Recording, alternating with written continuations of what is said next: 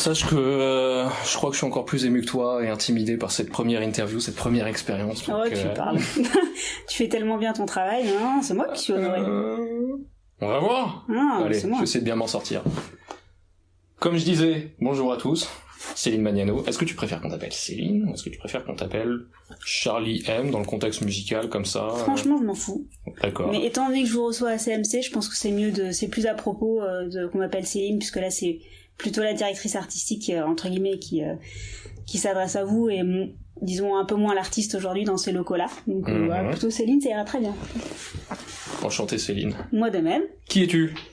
Qui je suis? C'est une longue histoire. J'ai essayé d'être brève. Alors. Non, sois pas bref, sauf si t'es pressé après. Non. Mais le but c'est de prendre notre temps et non, sois pas bref. Alors, je suis une jeune femme, enfin une femme maintenant, qui a essayé de faire son chemin dans le milieu de la musique, comme beaucoup d'entre nous, comme beaucoup d'artistes, qui est arrivée sur Paris à l'âge de 19 ans. Après avoir été intermittente du spectacle, j'ai essayé de faire de nombreux concours, de me parfaire dans le monde de l'industrie du disque, enfin du moins de faire des albums, de faire plein de trucs en étant dans le sud. Et puis, encore une fois, comme de nombreux artistes, je suis venue à Paris à l'âge de 19 ans. C'est le Los Angeles français, c'est ça? Voilà, c'est ça, bah, c'est là que ça se passe. Hein. Sérieusement, tu dirais en France, de ce que tu as pu en voir, d'où tu viens?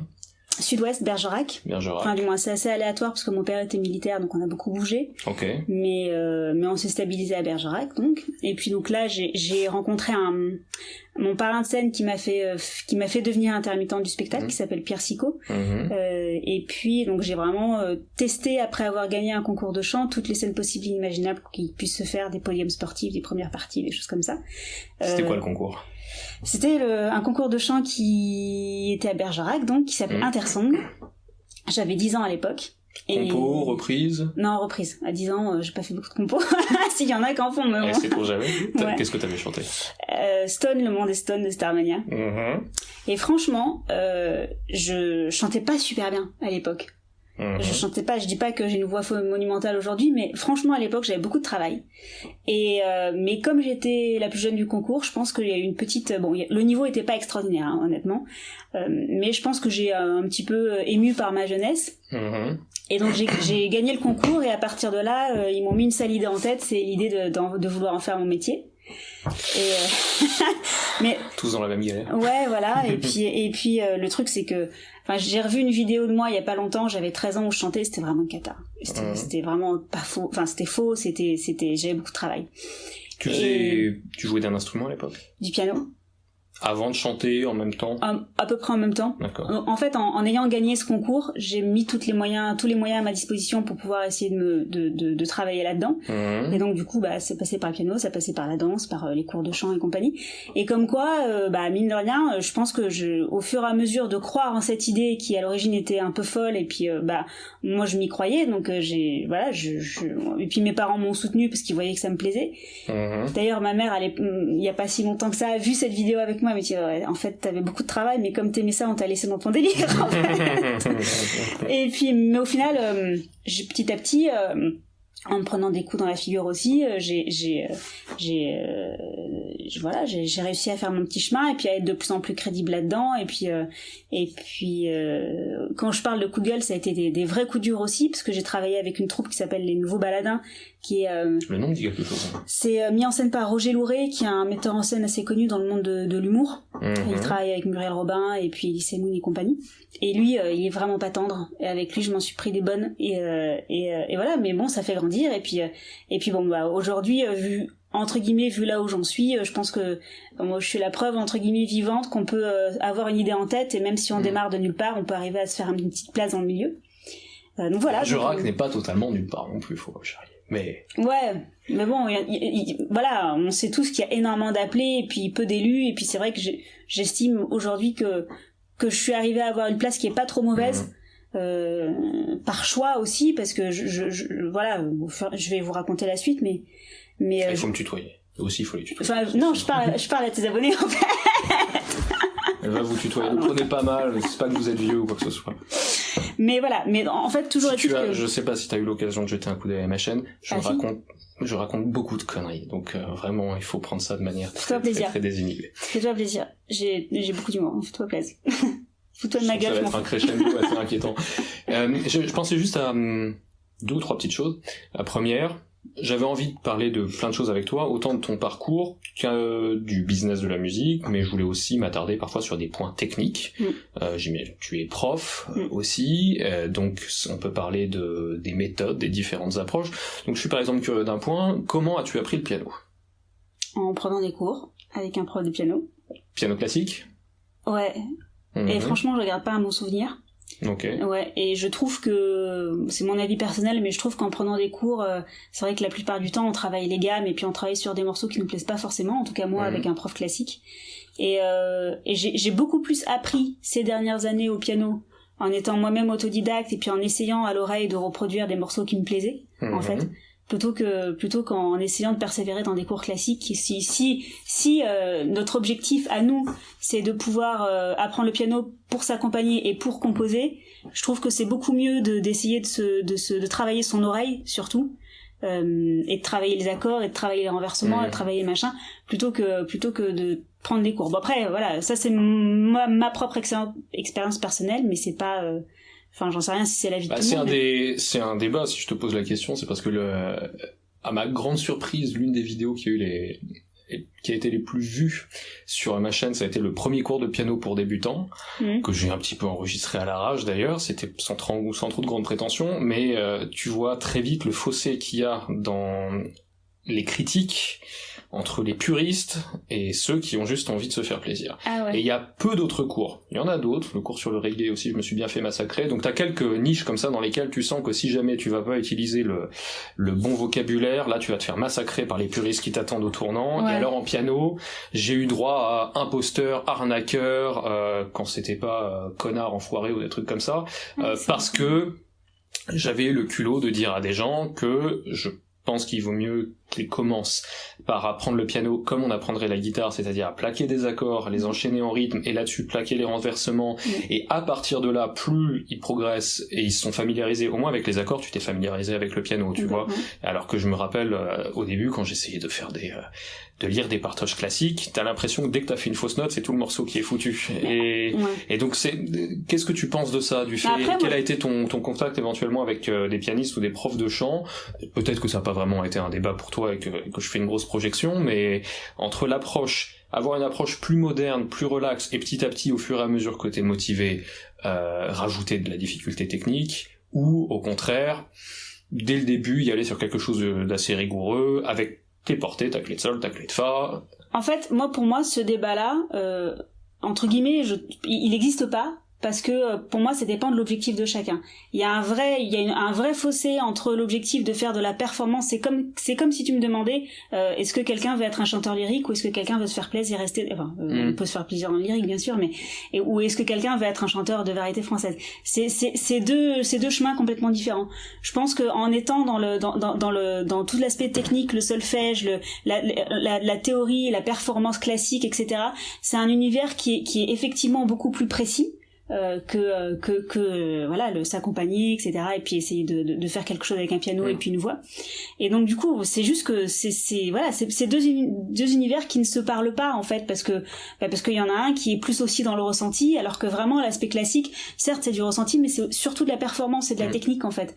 Donc pour moi ça se rejoint pas en fait. Donc je suis pas assez étonnée que s'il y a un public de l'univers classique qui vient voir ta vidéo, qui se disent ouais ok, mais c'est pas ça qui va arriver effectivement à te faire une maîtrise de ton doigté génialissime, tu vois, c'est pas le même objectif, je trouve.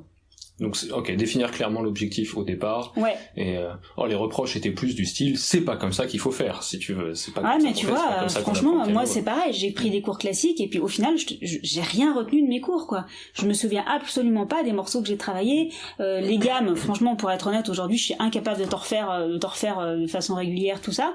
Mais c'est pas mon objectif, mon objectif c'est de m'accompagner en chantant, et puis c'est de pouvoir avoir un niveau suffisant pour composer, pour faire de l'arrangement et compagnie. Donc certes, c'est pas un niveau qui est ultra performant, ultra technique, mais c'est juste mon objectif à moi, tu vois. Et tes élèves, est-ce que tu les pousses à la pratique instrumentale souvent? Tu enseignes uniquement le chant ou d'autres disciplines? J'enseigne uniquement le chant. S'il y en a effectivement des artistes qui viennent me voir et qui veulent s'améliorer en composition, inévitablement il faut que ça passe par l'instrument, la guitare ou le piano, l'instrument de prédilection quoi. Tu fais de la guitare un petit peu? Non, moi du tout. Instrument à cordes, j'ai jamais été bonne. Même pas du violoncelle? Non. Le ukulélé à la limite ça passe pas trop mal. Mais bon, surtout en été. Ouais, exactement, c'est très pratique. Mais à part ça, non, moi je suis plus piano. Ok. On pourra y revenir. L'autre point auquel je pensais, c'était les fameux coups dans la gueule. Ouais. Alors tu me parlais de ce producteur, de ce metteur en scène, producteur? Non, metteur en scène, ouais. Metteur en scène. On parle de quel type de coups dans la gueule? On parle juste de quelqu'un d'extrêmement exigeant, ou on parle de mauvaises surprises? J'imagine que c'est pas que lui, c'est un contexte global. Ouais. Qu'est-ce que... C'est un peu mitigé. J'imagine qu'on peut en parler des heures, mais qu'est-ce que t'as découvert, on va dire? Est-ce qu'on peut s'imaginer la jeune femme qui débarque avec la fleur au fusil, la tête pleine de rêves et qui déchante très vite ou à petit feu? Non, ça a pas été rapide parce que heureusement j'ai été très protégée. J'ai été très bien entourée, donc c'est vrai que la plupart des gens, même dans leurs critiques, étaient pas trop mauvais avec moi. Mais oui, quand je suis arrivée à Paris, effectivement, j'étais en mode la jeune nana de 19 ans qui a un physique pas trop mauvais et qui croit qu'elle a du talent. Et donc du coup, le truc c'est que la plupart des gens, quand des hommes entre guillemets dans ce milieu-là, quand ils s'intéressent à toi tu penses que c'est aussi pour ton projet, mais au final là où j'ai déchanté, c'est que je me suis vite rendu compte qu'il y avait un intérêt derrière. Ça c'est clair et net. Donc j'arrive avec si fréquemment que ça. Ah ouais. Parce que limite j'ai envie de dire, le milieu musical, y compris des jeunes chanteuses, t'as envie de dire, bon, des jolies nénettes sexy, t'en as plein à Paris, et donc tu peux te dire que au bout d'un moment, les mecs ne sont plus mus que par ça. Je veux dire, il y a autre chose. J'ose croire qu'il y avait autre chose derrière. Est-ce que c'est pour ça peut-être que j'intéressais un peu plus, tu vois? J'espère, du moins. Mais toujours est-il que oui, ça arrive fréquemment, mais qu'après, c'est à nous. Je parle en tant que femme chanteuse, c'est à nous d'essayer. En tant que femme. C'est à nous d'essayer justement d'avoir le juste milieu entre la relation que tu peux créer avec une personne qui veut t'aider mais par intérêt et ce que tu peux arriver à faire avec tout en étant propre vis-à-vis de toi-même quoi, tu vois.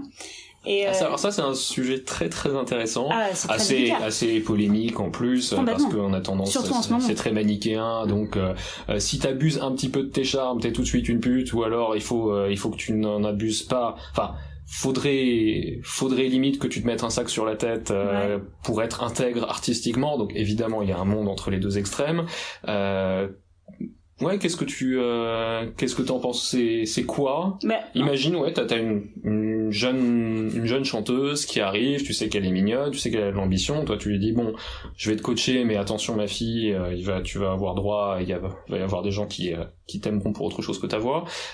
Qu'est-ce que tu suggérerais de faire dans un milieu qui, en même temps, on est d'accord, est très difficile, il faut savoir faire du charme, même quand t'es un homme, pour arriver à tes fins, mais... C'est se mentir que de dire que dans ce milieu-là, qui est aussi un métier d'image, qu'à un moment donné, le physique n'est pas un atout pour pouvoir, tu vois, je veux dire, je suis désolée, mais voilà, et en plus, je trouve que c'est un sujet dont on se sert dans le sens inverse pour aussi, je vais m'expliquer, parce que là, je suis pas très claire, mais c'est un sujet qui, tu vois, par exemple, en ce moment, c'est vraiment la mode, c'est très polémique ce que je vais dire, mais c'est vraiment la mode où on est touché par les gens qui physiquement c'était pas évident qu'ils puissent réussir, tu vois ce que je veux dire. C'est très polémique ce que je dis.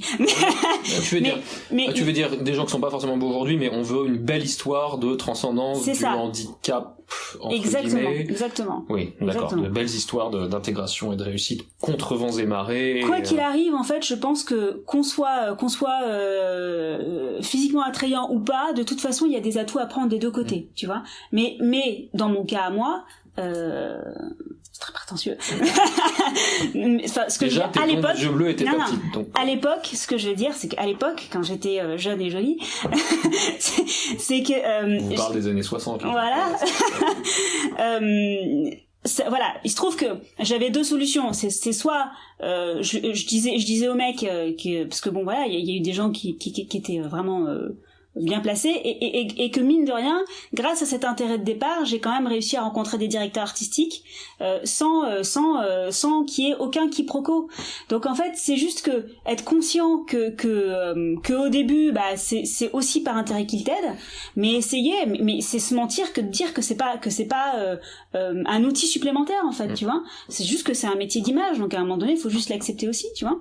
Et que si ça peut en attirer un qui est bien placé, ça peut aussi attirer un public qui certes est réceptif à ta musique, mais aussi parce que tu dégages physiquement, que tu sois beau ou pas beau, ou peu importe que t'aies un œil au beurre noir, etc., peu importe. Ton public, mais quoi qu'il arrive, c'est juste que tu touches d'une manière ou d'une autre, en fait. Donc voilà, je sais plus où est-ce que je voulais en venir, mais ça va se produire assez souvent.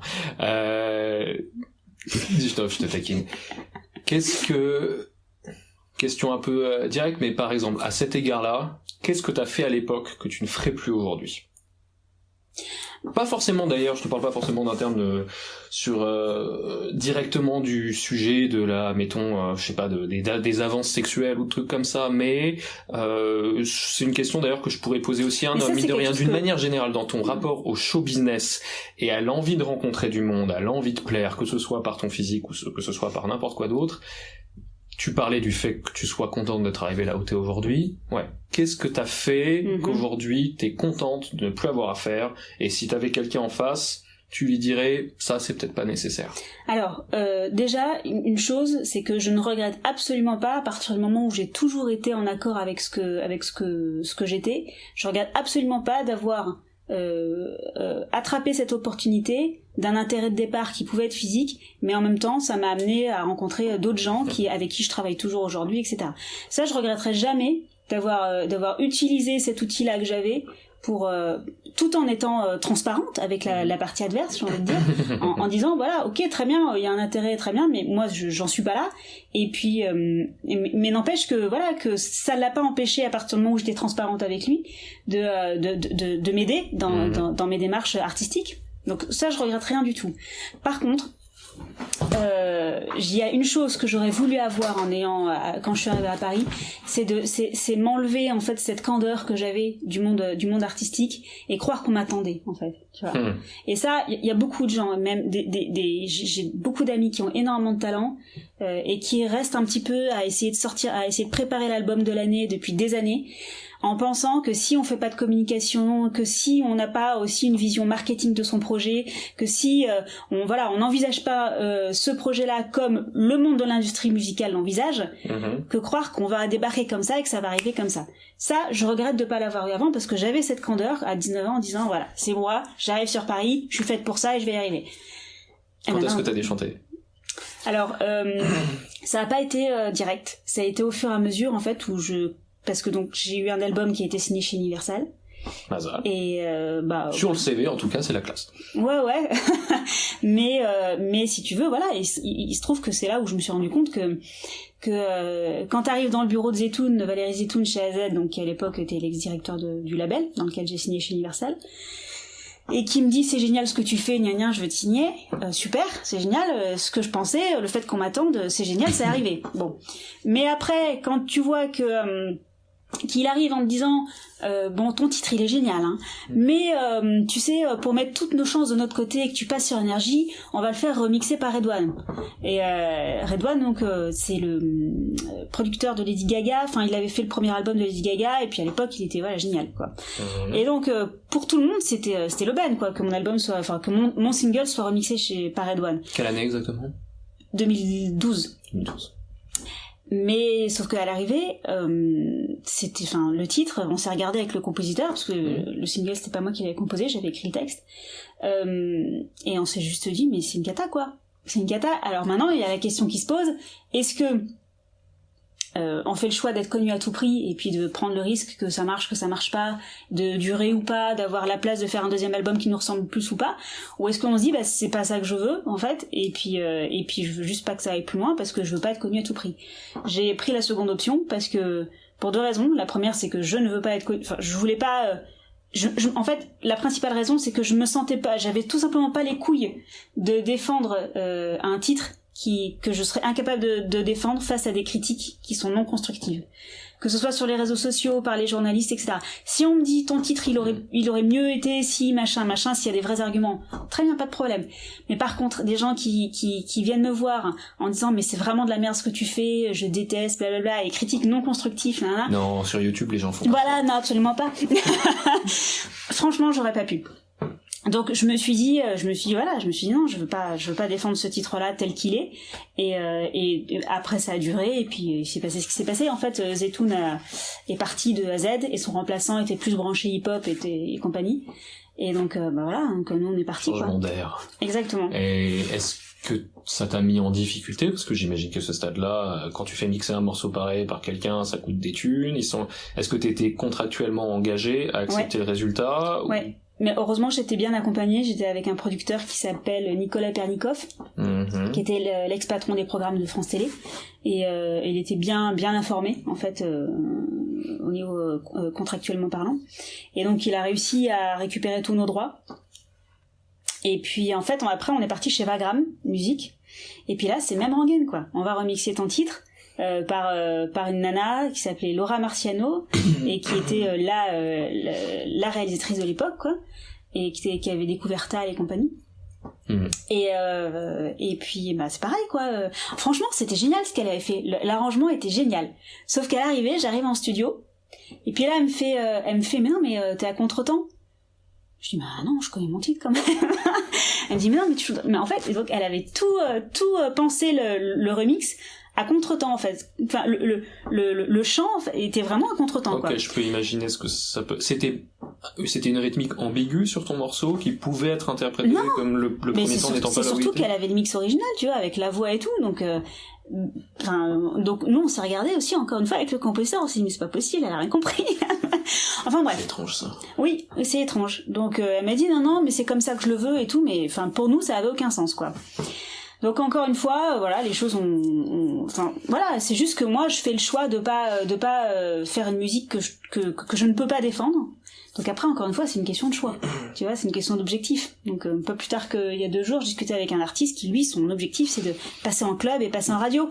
Là tu il est prêt à faire ce qu'il faut. Là, il me dit donc je ne veux pas faire de la musique qui me ressemble moi, je veux m'adapter au style qui fonctionne en fait et sortir un truc juste qui fonctionne.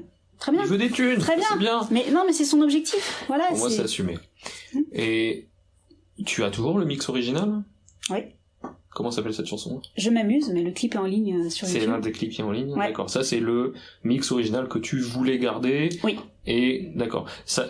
Donc tu as pu te dépatouiller de cette histoire sans trop de problème, garder ton mix, parce que j'imagine que s'ils sont montrés un petit peu, ma foi, rancuniers après que tu aies envoyé balai dedans, même pas parce que heureusement j'ai plutôt gardé contact facile avec tout le monde, et puis même avec le producteur, donc c'est lui qui a récupéré mes contrats chez Universal, on est allé chez Vagram, et là du coup c'est pareil, on a récupéré les droits.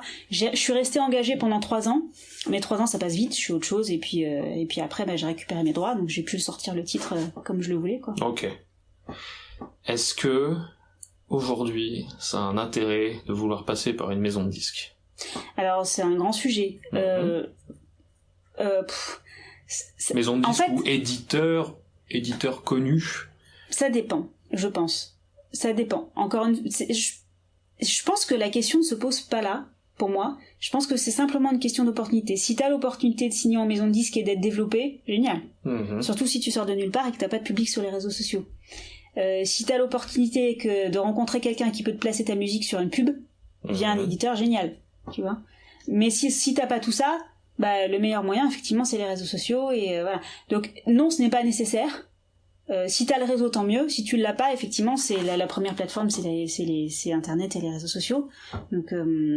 Donc non, ça n'est pas nécessaire pour répondre à ta question.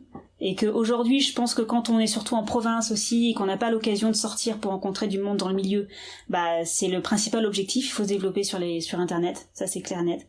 Voilà. Après, ça dépend de là où on est, de qui on a rencontré, et de qu'est-ce qu'on est motivé à faire aussi pour rencontrer ou non des gens, quoi. Tu dirais de manière assez tranchée que ça se passe à Paris. Professionnellement, au niveau du business, de ce que tu en sais, de ce que tu as vu, la place forte c'est à Paris, et si t'es pas à Paris, il faut trouver des alternatives, mais Statistiquement parlant, oui, parce qu'il y a plus de rendez-vous musicaux à Paris. Seulement, encore une fois, il y a pas de règle. S'il y a un concours de chant où t'as quelqu'un en bas, ou si tu fais un spectacle, tu vois, il y avait un événement là, à l'ouverture d'un hôtel, je sais plus lequel, et je sais plus où, mais en France quelque part. Et puis t'avais une chanteuse qui chantait là-bas à cet événement. Et puis voilà. Et puis à cet événement dans le sud, tu peux rencontrer quelqu'un qui peut craquer sur toi. Je crois qu'Hélène Ségara, c'est comme ça qu'elle a été repérée. Bon, tu me diras, c'est l'époque. Mais voilà, à tout moment et n'importe où en France, tu peux rencontrer quelqu'un.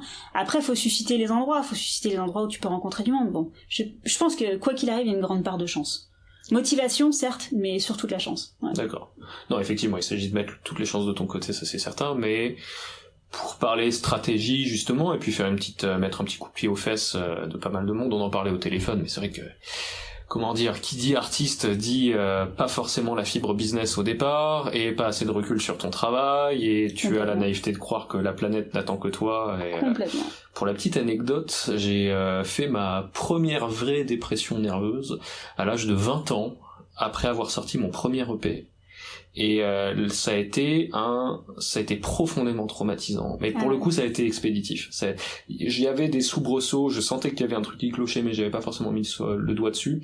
Et à partir du moment où j'ai sorti cette EP et où je l'ai mis sur Jamendo en téléchargement gratuit, et là d'un coup toute la contradiction de ma démarche m'est tombée sur la tronche. Là j'ai réalisé que j'étais personne. J'ai pris conscience que j'étais personne. Ça a été extrêmement violent pour le coup. Et tu dis, parce qu'en fait t'as mis ton EP en ligne, et là tu dis bah ouais, voilà un EP, je suis un connard parmi des dizaines de milliers, et ensuite tu fais quoi? Et ça a tellement violemment tranché avec cette vision de rockstar, d'une évidence même qui m'avait ému pendant toute l'adolescence. Et c'est vraiment un truc assez... J'imagine qu'il n'y a pas que dans la musique que ça se manifeste, mais comment dire, cette espèce de dualité entre la nécessité d'avoir une naïveté d'ado, parce que c'est là que tu te donnes le plus à fond, c'est là que tu découvres ta passion, c'est là que tu bosses, et que tu fais ton style, que tu fais ta voix, que tu fais ta pratique instrumentale, mais en même temps, tu te dis, mais c'était bâti sur un fantasme, et donc comment trouver cet équilibre entre le fait d'être... Comment trouver l'équilibre? J'imagine que c'est ça la question que je me pose. Je pense avoir trouvé une plutôt bonne formule, mais peut-être que tu te l'es posée aussi, et je pense qu'on n'est pas les seuls à se la poser. Et je vais peut-être te poser une grande question philosophique, mais comment trouver l'équilibre entre la naïveté et le pragmatisme? Alors moi, disons, ma réponse à moi, c'est ce qu'on pourrait appeler la vérité universelle. C'est-à-dire que quand tu fais ton projet, il faut pas que tu restes dans ton coin tout seul, tu vois. Il faut que tu fasses écouter, il faut que tu récoltes les avis, mais surtout des avis pas de tes proches, parce que tes proches ils vont toujours minimiser les critiques, tu vois. Et il faut surtout que tu fasses écouter à un maximum de personnes même sans dire que c'est toi qui l'as fait, tu vois. Il faut que tu récoltes donc des avis. Donc t'as une cousine qui est très branchée musique et qui aimerait vraiment avoir leur avis là-dessus, et s'ils peuvent te passer le mot. J'ai pas compris ce que tu viens de dire. Moi, j'ai une cousine. Quand tu vas voir un psy et que tu lui dis j'ai un ami. Non, c'est exactement. C'est exactement ça. Tu vois, c'est ça. Tu vois, justement, j'ai une anecdote comme ça de celui qui a fait Je m'amuse, justement, qui est un réalisateur qui est vraiment en place dans le milieu depuis une quarantaine d'années, qui s'appelle Thierry Blanchard. Et lui, en fait, il m'a raconté un truc. Il me disait, parce qu'il travaille sur Les Enfoirés. Et donc là, c'était l'année dernière, je crois, ou l'année précédente. Bref, il travaille sur le nouveau single des Enfoirés. C'est lui qui réalise les singles des Enfoirés. Et donc, je sais plus, je crois que c'était Vianney qui lui apportait le morceau, ou Marc Lavoine, enfin bref. Il lui apporte la maquette. Et donc il écoute la maquette, bon très bien, il fait son travail de réalisation, nanana. Et puis là, je sais plus qui, celui qui s'occupe des Enfoirés, etc., vient le voir en lui disant mais c'est génial le travail que t'as fait, ça a rien à voir avec l'original, nanana. Mais Tata il lui dit mais tu sais c'est top, hein, parce que toi le problème c'est que le truc c'est que t'as vu la version précédente, donc t'as vu l'évolution. Donc à partir du moment où t'as vu ce que c'était à l'origine et ce que ça c'est devenu, ta vision est erronée parce que t'as une vision embellie de ce que c'était à l'origine en fait. Alors que les gens qui vont découvrir le titre comme ça, ils ont aucune idée de l'historique et donc ils ont une vision beaucoup plus globale et donc beaucoup moins illuminée entre guillemets, tu vois. Et donc la critique va être beaucoup plus difficiles. Enfin, voilà, ils vont être beaucoup plus difficiles dans le jugement du morceau parce qu'ils auront pas vu toute l'histoire, tout le travail et ce que c'était à l'origine, tu vois. Et le public, de façon générale, qui n'a pas vu tout le travail en amont et tout ce que ça a demandé et ce que c'était les titres à l'origine, ils ont pas du tout la même implication que toi, tu vois. D'où l'intérêt de faire appel à des gens qui soit sont vraiment ont une critique avisée, tu vois, savent vraiment faire la part des choses entre l'amitié qu'ils ont pour toi et la teneur du morceau. Et surtout, faut pas qu'ils aient écouté l'historique, justement. Faut pas qu'ils aient conscience de l'historique que ça a pris. Okay. Mais donc voilà, en gros, faire écouter ton projet aux personnes les plus neutres possibles, aux personnes calées aussi, qui ont vraiment des critiques détaillées, tu vois, à te donner. Et voilà, et pour moi c'est ça la solution quand tu fais ton projet musical et que toi-même t'as ta propre implication qui du coup rend ton projet t'es plus objectif sur ton projet parce que c'est ton cœur, c'est ton âme, c'est ton implication à toi. Faut se détacher de tout ça pour avoir une vision claire de ton projet. Et la meilleure façon de se détacher de tout ça, c'est de faire écouter à des gens, de recueillir leur avis. Et ne pas prendre de décision hâtive à 3h du mat quand on vient de passer 15 heures sur un mixage, on n'est plus objectif, donc il faut aller se coucher et reprendre ça le lendemain matin. Exactement. Donc ça, les enfants, c'est un message important. Il y a un double message important là-dedans. Le premier, j'y pense, je l'ai jamais suggéré, mais je vais le suggérer maintenant. Si vous voulez envoyer vos compos, et je suis sûr que parmi vous, il y en a des tonnes qui ont des compos, donc balancez et je vous donnerai mon avis. Voilà, si jamais ça peut vous intéresser. Et je ne veux pas... Constructif, mais réaliste. Réaliste, je dirais même brutal. Mon but est intrinsèquement de vous dégoûter de la musique et que vous preniez vos études de droit, bordel, qu'est-ce que vous faites? Et je veux pas parler pour toi. Je sais d'ailleurs à ce niveau-là, je vais éviter de partir dans tous les sens, mais petite parenthèse, est-ce que tu fais régulièrement, puisque tu fais de la production musicale, du coaching artistique, de la direction artistique? Principalement, même. Tu fais principalement ça? Ouais. D'accord. Alors ça, je sens qu'on va y revenir.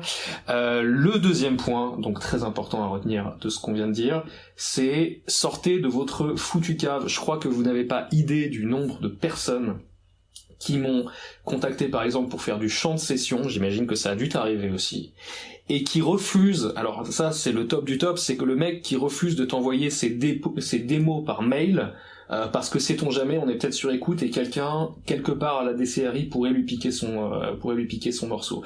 Qu'est-ce que tu penses du rapport des musiciens, parce que c'est des musiciens qu'on parle, à la parano vis-à-vis de la propriété intellectuelle, le fait de ne surtout pas vouloir faire sortir une chanson, ne jamais la faire entendre, tant qu'elle n'est pas déposée à la SACEM, parce que t'as toujours cette idée que t'es tellement amoureux de ton bébé, que tu t'es persuadé qu'il y a des vautours partout, qu'on va te piquer ton morceau. Est-ce que t'as déjà vu des trucs comme ça? Alors, moi, personnellement, non, mais par contre, c'est arrivé. C'est arrivé, y a plein de trucs qui sortent là justement de plagiat qui ont été faits par Katy Perry et compagnie. Donc ça arrive, le plagiat, c'est clair. Donc moi j'ai envie de dire, ça dépend à qui. Faut pas être trop parano non plus. Faire écouter à tes amis, à ta famille, à des gens en qui t'as confiance dans le monde de la musique pour récolter des avis. Franchement, tu peux. Et puis même, je veux dire aujourd'hui, je pense que à partir du moment où tu mets une musique sur YouTube, t'as quand même une date de dépôt, tu vois. Donc aujourd'hui, je pense que le plagiat est beaucoup plus difficile que le plagiat. Maintenant, j'ai plus tendance à dire qu'il se fait de titres déjà sortis à artistes très connus en fait. Tu vois, c'est un artiste très connu qui potentiellement se serait inspiré ou pas inconsciemment parce qu'il l'a entendu d'artistes, j'en sais rien, grecs ou tu vois, d'artistes d'un autre pays pour pouvoir faire un nouveau titre. Mais le plagiat ou alors ce qui arrive, c'est des sessions d'écriture, ça je crois que c'est arrivé, enfin bref, avec un chanteur de variété, il organise des sessions d'écriture avec différents auteurs, différents compositeurs, et effectivement il s'accapare un petit peu ce qui a été créé pendant cet atelier pour en faire un titre. Ça arrive. Mais c'est quand même dans des réunions justement de composition, d'écriture, etc., où là, effectivement, t'exposes ton travail à des gens qui ont intérêt à l'utiliser. Donc au final, franchement, être parano, voilà, pour faire écouter son titre, non, il faut pas. Mais faut pas être débile non plus, quoi. Exposer ses titres s'ils sont pas à la SACEM face à des gens qui peuvent le prendre, effectivement, voilà, faut pas. Okay. Mais sinon, à partir du moment où t'as sorti ton titre, même si tu le mets sur YouTube, bah t'as plus trop de chance qu'il t'arrive quoi que ce soit, parce que si tu repères quelqu'un qui t'a piqué une idée, tu peux facilement l'attaquer, parce que t'as déjà une preuve de dépôt en l'ayant mis sur YouTube, il y a une date de dépôt déjà, tu vois. Donc il peut plus trop rien t'arriver aujourd'hui, je pense. Donc une bonne combine serait de poster le morceau sur YouTube en privé, si vous voulez pas que tout le monde le voit, mais au moins comme ça c'est posté, vous avez une date de dépôt. Mais après si c'est en privé, bon c'est plus difficile de faire de défendre qu'on vous l'a piqué. Enfin c'est tout. Mais même j'ai presque envie de dire, même en public il peut pas arriver grand chose. Bon, mais après il y a des moyens très faciles aujourd'hui pour protéger un minimum son titre. On parle le fameux renvoi recommandé, etc. Bon bah voilà, si on a vraiment envie de se protéger, on se le fait, on s'envoie une clé USB en recommandé, terminé. Et puis voilà. Et puis après, non, franchement, il risque pas de nous arriver grand chose. De là où on est, j'ai envie de dire, il risque pas de nous arriver grand chose. Donc, ne vous servez pas de la peur qu'on vous pique votre morceau comme excuse pour ne pas vouloir sortir vos démos de votre cave, parce qu'au fond, vous avez la frousse du jugement des autres sur votre musique. Ça, j'en sais quelque chose. C'est vrai que c'est très très tentant de vouloir rester complètement arc-bouté sur son titre, et c'est vrai que... Et ça t'a longtemps fait ça, ou est-ce que ça t'a un petit peu fait ça quand quelqu'un commence juste à critiquer ton morceau et que chaque mot est un coup de poignard dans ton cœur? Alors moi non, en fait, je t'avoue que j'ai assez rapidement exposé ce que je faisais aux gens, en fait, parce qu'encore une fois, quand c'est constructif comme critique, ça me dérange pas. Je le prends facilement. Ça a toujours été comme ça pour toi, ou presque toujours? Ouais, j'ai toujours exposé mes titres. Ok. Mais par contre, j'ai deux artistes en tête qui vraiment étaient faits pour ça, dont un qui est passé à The Voice, il y en a l'autre qui a gagné 3 fois Gramme de Star à l'époque et tout ça, vraiment. Et eux, ils sont restés dans leur cave, et alors qu'ils avaient vraiment pu avoir l'opportunité d'avoir un public, il y avait vraiment des gens qui les suivaient, et puis ils se sont renfermés chez eux pour préparer l'album de l'année, justement. Au final, il est toujours pas sorti, quelques années après. Et voilà, et toujours pensant qu'on va les attendre quand ils vont sortir, quoi, parce qu'ils pensent que les fans sont fidèles et compagnie. Non seulement les temps évoluent, leur voix est plus du tout autant d'actualité qu'à l'époque. À l'époque, je dis entre 5 et 10 ans, quoi. Mais ça va vite. Mais ouais, ça va vite. Et puis ils passent à autre chose, les gens, quoi. Donc non, faut surtout pas. Enfin voilà, c'est dommage, quoi. C'est dommage parce que vraiment ils étaient faits pour ça, quoi. Ça, le coup de... Si on pousse le cliché plus loin, ça me fait penser à l'histoire du génie fou qui tombe amoureux de son travail et qui finit effectivement fou, enfermé dans son laboratoire et qui est persuadé qui ira à la tombe persuadé qu'il était censé changer le monde et puis en plus de ça, mais j'ai l'impression que quelque part c'est eux quelque part, c'est tu vois, ils arrivent dans cette catégorie d'artistes justement un peu frustrés. Ils sont frustrés de ne jamais avoir vu le jour, alors que c'est eux-mêmes qui ont fait le choix de pas avoir vu le jour, tu vois. Et oui, c'est la faute. Ils se confortent, voilà, ils deviennent frustrés du milieu, et puis ils sont malheureux, tu vois, ils sont malheureux et ils expriment chaque jour leur malheur de pas avoir de pas faire partie de ce milieu-là, si tu veux, à faire du piano bar ou à donner des cours de chant et des cours de piano, et en pensant qu'ils valent bien mieux que ça, mais ils ont jamais rien fait pour, au final. Ça me donne envie de parler de l'aspect du business et de l'autopromotion, ce qu'on est en train de faire, quoi. Néanmoins, j'ai quand même un peu envie de reprendre la chronologie, parce que c'est très intéressant. T'es montée à Paris, t'étais intermittente. Tu faisais quoi pour avoir le statut d'intermittent? Alors plein de choses. Déjà via Pierre Sicot, donc qui était mon mentor de scène, qui m'a fait faire de la scène à 15 ans, il était membre de différentes associations caritatives, donc je faisais beaucoup d'événements dans les assos. Ensuite, quel type d'événements? Ça pouvait être des réunions d'associations type, enfin voilà, des repas comme ça de Rotary, de Lions, des choses comme ça. Il y avait des podiums sportifs qui me faisaient faire. J'ai eu la chance de faire la tournée des casinos tranchants aussi par son intermédiaire. C'est donc il y a Partouche, et puis c'est un peu les concurrents de Partouche. Donc là, forcément, quand tu fais les casinos tranchants, t'as une trentaine de dates déjà assurées, quoi. Après, donc il y avait les nouveaux baladins aussi, donc la troupe. Donc ça, c'est pareil. T'avais plusieurs soirs par semaine. En fin de semaine, c'était plusieurs soirs par semaine. Donc là, c'est pareil. Les cachets sont vides. Donc voilà, c'est quelques opportunités par-ci par-là. Puis bon, les restaurants, tout ça. Et puis quand je suis arrivée à Paris, je faisais beaucoup de piano bar. Donc voilà. Et puis après, piano bar accompagné d'un pianiste ou seul? Non, accompagné d'un pianiste. Mais par contre, arrivant sur Paris, mon statut s'est vite arrêté, puisque là, il a fallu que je vive, par mes propres moyens. Enfin, j'étais chez mes parents. Et puis je me suis aussi concentrée sur faire ma propre musique plutôt que de chanter les reprises des autres, quoi. Donc là, t'as plus trop le temps de faire tes cachets et de travailler tes projets en même temps, puisque tu travailles le matin et puis tu fais ton projet l'après-midi, quoi. Qu'est-ce que t'as fait comme travail? Alors, hôtesse d'accueil. Ok. Ouais, hôtesse d'accueil. Chez Maola ou... Chez Pénélope.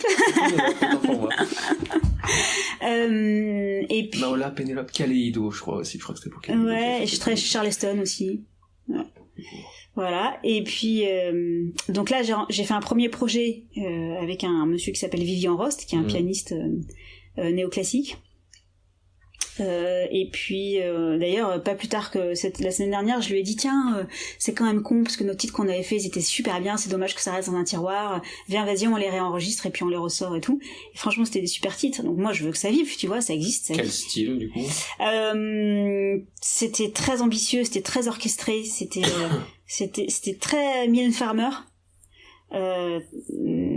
mais beaucoup plus orchestré, enfin bref, c'est très axé musique de film, en fait, c'est comme si tu rajoutais une voix sur de la musique de film. Donc trop ambitieux, pas assez commercial. Mais de très jolis titres. Comment s'appelle ton single dont l'extrait, ou en tout cas l'un des singles dont l'extrait était passé sur ton interview à France Bleu, celui dans lequel tu montes un escalier en colimaçon dans le clip? Oui, c'est Je m'amuse. Justement. Ah oui, c'est Je m'amuse, d'accord. Ouais. Et c'est ça, mais Je m'amuse, c'est un jeu de mots, d'accord? C'est ça. C'était ça. Celui-là, j'ai bien accroché tout de suite, et super sympa, c'est de la pop, mais de la bonne pop, très bien produite, et effectivement, j'ai pas pu m'empêcher, c'était peut-être aussi l'imagerie du clip qui nourrissait ça, d'avoir une petite pensée pour Mylène Farmer, c'était fait exprès. D'accord, mais c'est pas avec un truc dont tu te caches. Pas à l'époque, non, je m'en cache pas, non, je suis très fière de ce titre, justement, c'est avec ça que j'ai signé chez Universal. Mais ouais, c'est sûr que bon, j'avais quand j'ai signé, j'avais 22 ans, 21 ans. Et puis forcément encore une fois l'outil marketingment parlant, il voulait s'en servir, j'avais un physique pas trop dégueu et puis donc du coup ils axaient l'univers sur la pop sensuelle, un peu mystérioso sensuelle, tu vois. Donc la pop mystérioso sensuelle, ouais, c'est pas que ceci. en essayant de rester élégant bien sûr, mais voilà, c'était le truc de l'époque, et donc ils voulaient un peu faire aller dans le style Mylène Farmer, ouais. D'accord. Donc, ça c'était 2012, donc 2011-2012, voilà. En gros la signature chez Universal, puis Vagram, c'est cette période-là. C'est tombé à l'eau chez Vagram, t'as récupéré ton mix. À partir de là, donc qu'est-ce que tu as fait? Tu bossais déjà en tant qu'hôtesse, tu vas continuer de bosser en tant qu'hôtesse? En parallèle, mon boulot d'hôtesse d'accueil, en fait, j'ai atterri dans une grosse firme d'éditeurs de logiciels. Et donc on peut citer le nom. Microsoft. Et en fait donc, voilà, en gros j'avais mes projets musicaux et j'avais mon petit boulot qui m'a fait atterrir là, et donc j'ai beaucoup bossé parce que je me plaisais à Microsoft, et donc petit à petit je suis devenue assistante, puis assistante je suis devenue chef de projet formation, et après j'ai atterri dans le marketing digital. Et donc du coup j'ai un petit peu travaillé là-dedans du coup via Microsoft dans le marketing digital. Donc qu'est-ce que tu faisais en marketing digital? Alors je m'occupais de marketingement, vendre des formations et certains produits aux entreprises, en fait. Donc je les vendais, je faisais des prêts, tout ça pour ces produits, quoi. Donc tu passais par quelle plateforme? Quand tu dis marketing digital, tu faisais du mailing, tu découvrais déjà, enfin tu te familiarisais avec Facebook, Instagram, parce que c'est déjà, tu dis c'est à partir de ça, c'est quelle année que t'as commencé à bosser dans le marketing digital? 2013. 2013, ouais, donc c'était déjà en plein, ouais, 2013. Boom, depuis un petit moment. 2013, ouais, c'était du démarchage, c'était des prêts, c'était beaucoup de création de visuels aussi. Ok. Tu bossais avec des graphistes, j'imagine. Ouais. D'accord. Mais toi-même, t'avais déjà une petite fibre artistique à ce niveau-là? Je suis un peu touche à tout, moi. Donc ouais, okay. J'aime bien essayer de me tester là-dedans, et puis j'ai beaucoup appris là-bas. Donc ouais, j'ai essayé de faire des trucs. Et puis ouais, emailing bien sûr. Voilà, création d'événements via les réseaux sociaux aussi, via Facebook, tout ça. Donc il y avait pas trop, il se servait pas trop d'Instagram à l'époque, mais bon, puis même c'est pas le public, donc c'était plutôt Instagram, Facebook et Twitter. Donc voilà, création d'événements, beaucoup de création d'événements surtout. Donc voilà, un peu de tout quoi. Okay. Tout c'était un poste en création, donc voilà, la job desk était pas très définie, mais voilà, un peu de touche à tout quoi. Donc ça, j'ai fait ça pendant 2 ans. Et après, donc, je suis partie, avec cette expérience acquise, je suis partie de Microsoft. Et puis, j'ai passé une certification en community management parce que, à l'époque, je voulais créer une entreprise qui soit vraiment axée community management pour les artistes. Et puis, mais les artistes n'ont pas de thunes. Mais les artistes n'ont pas de thunes, exactement. Et en plus, community management, je suis assez d'accord avec un autre youtubeur, justement, qui dit en fait il y a plein de youtubeurs qui sont axés musique qui disent, et ils ont totalement raison, que le meilleur community manager c'est l'artiste quoi. Et donc déjà on n'a pas de thunes et de deux, je pense que le public il attend pas à ce que ce soit quelqu'un d'autre qui publie, tu vois, le public il attend de connaître la vie de l'artiste hors scène ou hors voilà. Donc si c'est pas lui qui fait ses trucs, on s'en fout quoi, tu vois. Donc voilà, à moins que ce soit un community manager qui connaisse super bien l'artiste, qui utilise son langage de communication, qui l'accompagne aussi sur ses scènes, etc. Donc là, il faut un community manager à plein temps. Donc là, il revient le problème du budget. Donc le mieux, à mon sens, c'est l'artiste. Mais bref, je voulais quand même acquérir justement ces compétences-là en community management, donc j'ai passé ça. Et après, j'ai passé mes certifs en MAO. Et puis voilà parce que donc avec Thierry Blanchard, avec toute mon expérience tout ça, j'étais beaucoup en autodidacte sur la partie réalisation, mais voilà, j'avais envie de passer aussi la théorie pour pouvoir concrétiser tout ça quoi. Et donc voilà, et donc en 2018 est arrivé CMC Studio.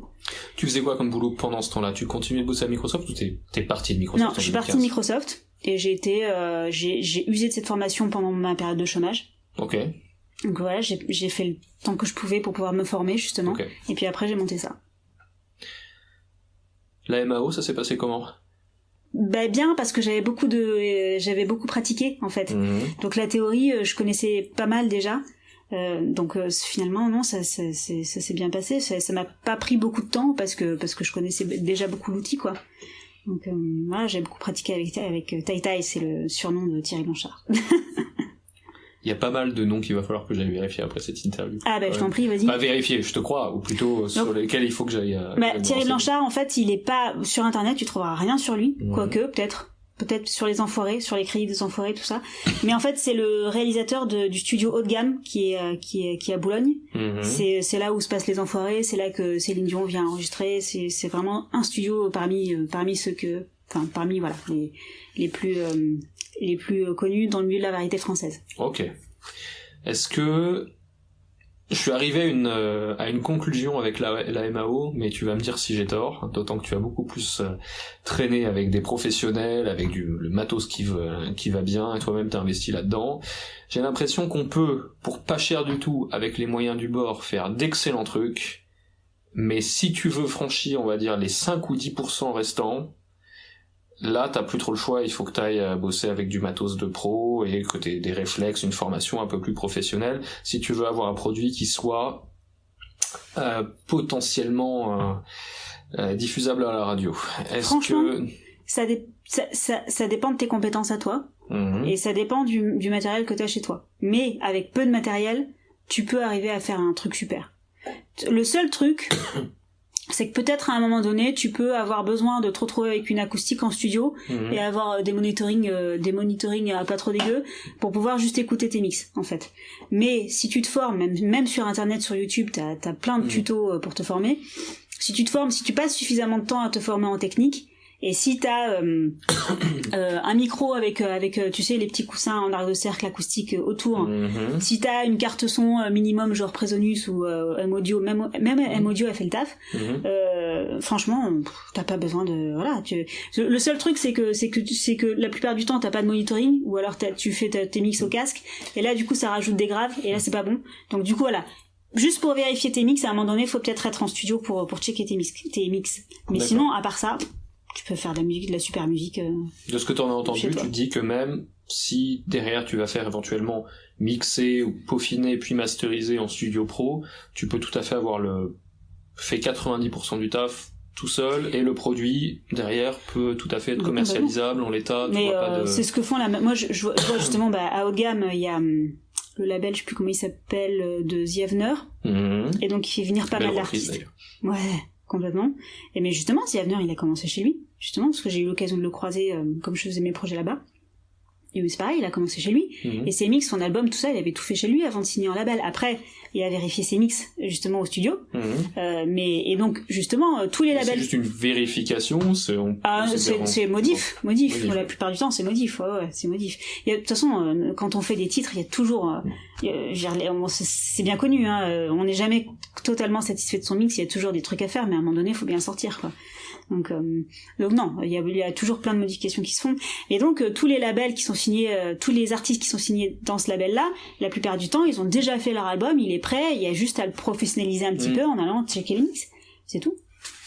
Et puis ils ont une oreille super calée, ils ont vraiment, c'est génial quoi. Les mecs ils arrivent, tiens regarde, Tai, tu peux, qu'est-ce que t'en penses de cette fréquence-là, si tu peux, les mecs c'est des tarés de la technique justement. Alors justement c'est assez intimidant par moment. Tu te dis, c'est même assez frustrant de se dire, depuis le temps que je suis musicien, depuis le temps que j'enregistre, je devrais être calé là-dedans, c'est là que tu vois quand même que c'est un métier. Ce truc-là, cette sensibilité, c'est un métier, il faut y avoir consacré des bonnes dizaines, voire des bonnes centaines d'heures, si tu veux quand même avoir cette finesse-là d'écoute. Ouais. En tout cas, c'est l'impression que ça me donne, si tu veux. Ça dépend de chacun. Ça dépend de ta capacité à être réceptif par rapport, ta capacité à affiner ton oreille, en fait. Je pense que, on est plus ou moins, on a l'oreille plus ou moins fine, en fait. Mais ça se travaille, et donc il y en a pour qui ça prend plus ou moins de temps. Effectivement. Bon, mais c'est clair que si t'es pas motivé, c'est exactement ça. Si t'es pas motivé pour à un moment donné t'intéresser au sujet, c'est sûr. Et encore une fois, ça dépend. Parce que oui, effectivement, j'aurais envie de te dire qu'en tant qu'artiste, aujourd'hui, il faut savoir être éclectique, et donc, il faut savoir composer, il faut savoir chanter, il faut savoir interpréter, et il faut savoir s'intéresser à la technique pour pouvoir faire tes propres trucs. Parce que ça te fait économiser du budget, tout simplement, parce que plus t'es autodidacte, seulement, t'es pas forcément bon en tout. Donc il faut aussi savoir te dire que si à un moment donné, t'es pas bon pour les textes, et si on te dit, en faisant écouter tes titres, que t'es pas bon pour les textes, à un moment donné, faut juste le confier à quelqu'un d'autre. Si t'es pas chanteur, tu vois. Je veux dire, il y a une plateforme qui s'appelle Groover. Ça fait quelque chose. C'est une plateforme justement où les artistes peuvent déposer leurs titres moyennant payant, je crois que c'est 2 € par contact, où ils peuvent soumettre leurs titres à des professionnels justement pour écoute. Et donc moi je fais partie de ceux qui ont pas envoyé les titres. Et puis justement t'avais un artiste qui m'envoie un titre à un moment donné et qui me dit et en fait c'était des super titres, c'était vachement bien un compo sauf qu'il était pas chanteur, tu vois. Et donc je lui ai répondu, je lui ai dit voilà, je pense que tes titres ont vraiment un super potentiel et tout, ils sont super produits, etc. Mais je pense que tu devrais les remettre en quelqu'un qui pourrait les mettre en valeur, tu vois, vocalement parlant. Et je me suis fait défoncer la gueule. Je me suis fait défoncer la figure. Parce que c'est son bébé, quoi. Mais ça, faut savoir être objectif là-dessus. Et on en revient à l'autodistance et à la susceptibilité. Ça, c'est le travail de toute une vie. Mais, est-ce que, je voulais dire un truc, et je suis persuadé que c'était intelligent. J'ai perdu. Ça, pour dire, c'est à ça que je pensais. Au niveau du mixage et du mastering, ça je m'adresse pas particulièrement à toi, enfin je m'adresse à vous, je parle à tout le monde en fait.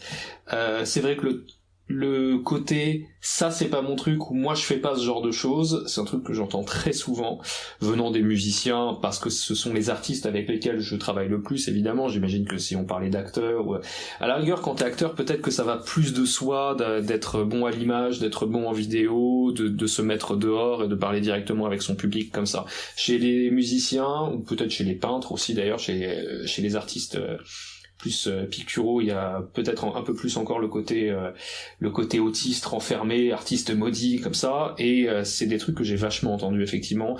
Non, les réseaux sociaux, bon non ça c'est pas mon truc. Ça c'est ça on va en parler parce qu'on va parler du business, mais ça c'est pas mon truc. Et la technique pareil, être intimidé par le simple, avoir des éruptions cutanées dès qu'on entend le mot Pro Tools ou Cubase, ce genre de choses aussi j'ai pu voir.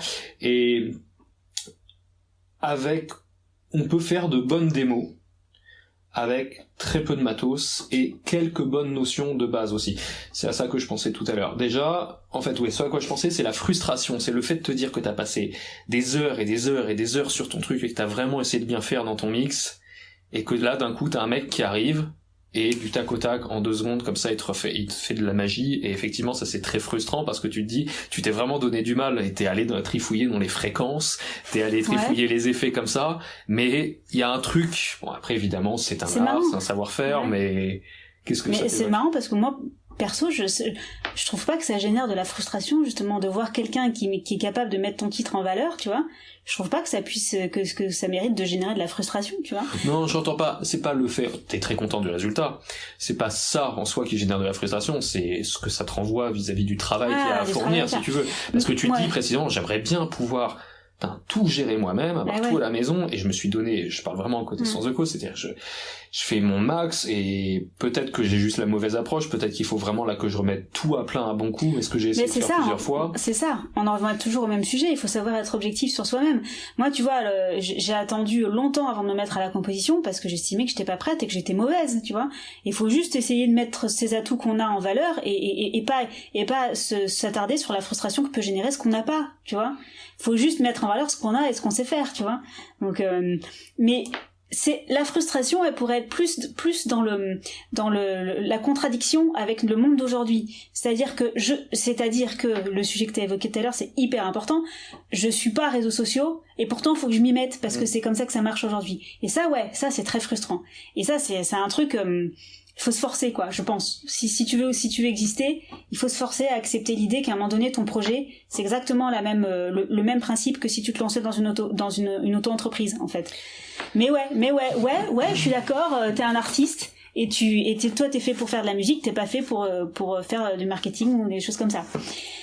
Ouais, mais après, encore une fois, bon, je pense que n'importe qui peut essayer de persévérer dans n'importe quel sujet, effectivement, ça dépend de sa motivation. Moi, il y a un point, en fait, sur lequel enfin, du moins, je trouve qu'il y a beaucoup d'artistes qui, pas plus tard que la semaine dernière, t'as un artiste qui est venu me voir, qui a tout quitté, il était en train de bosser, et il avait un super job, il gagnait super bien sa vie, et donc il a tout quitté pour devenir intermittent du spectacle.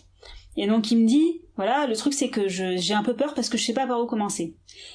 Mais en fait, franchement, si t'as un peu de bon sens dans la gestion de ton projet, mais enfin, mec, t'as plein de choses à faire.